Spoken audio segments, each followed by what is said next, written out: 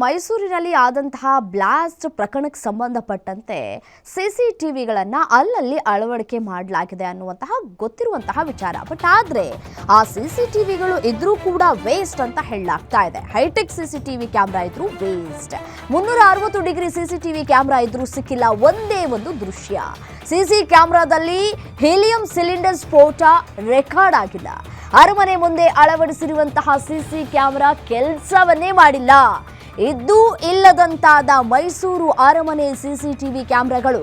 Mysuru palace ಸುತ್ತಲೂ ಇವೆ ಹಲವು ಸಿಸಿಟಿವಿ ಕ್ಯಾಮೆರಾ. ಸಿಸಿಟಿವಿ ಕ್ಯಾಮೆರಾದಲ್ಲಿ ಹೀಲಿಯಂ ಬಲೂನ್ ಬ್ಲಾಸ್ಟ್ ರೆಕಾರ್ಡ್ ಆಗಿಲ್ಲ. ಇದು ಹೇಗೆ ಸಾಧ್ಯ? ಹೈಟೆಕ್ ಸಿಸಿಟಿವಿ ಕ್ಯಾಮೆರಾಗಳನ್ನ ಅಳವಡಿಕೆ ಮಾಡಲಾಗಿದೆ. ಅದು 360 ಡಿಗ್ರಿ ಸಿಸಿಟಿವಿ ಕ್ಯಾಮೆರಾ.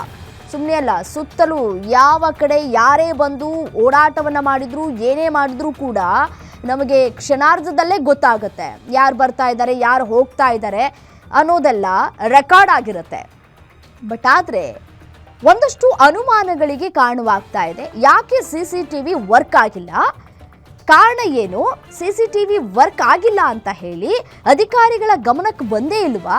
ಹಾಗಿದ್ರೆ ಎಷ್ಟರ ಮಟ್ಟಿಗೆ ಸೇಫ್ ಅಂತ ಹೇಳಿ ದೇಶ ವಿದೇಶಗಳಿಂದಲೂ ಕೂಡ ಅರಮನೆ ನೋಡೋದಕ್ಕೆ ಅಂತ ಹೇಳಿ ಬರ್ತಾರೆ. ಮತ್ತೆ ಸುರಕ್ಷತೆ ಎಲ್ಲಿ ಅನ್ನುವಂತಹ ಪ್ರಶ್ನೆಗಳು ಈಗ ಕಾಡೋದಕ್ಕೆ ಶುರುವಾಗ್ತಾ ಇದೆ.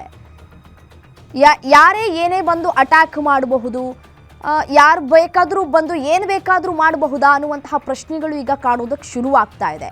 ಸಿಸಿಟಿವಿ ಫುಟೇಜೇ ಇಲ್ಲ ಅಂತ ಅಂದರೆ ಹೇಗೆ ತನಿಖೆಯನ್ನು ನಡೆಸೋದು ಅಂತ ಹೇಳಿ.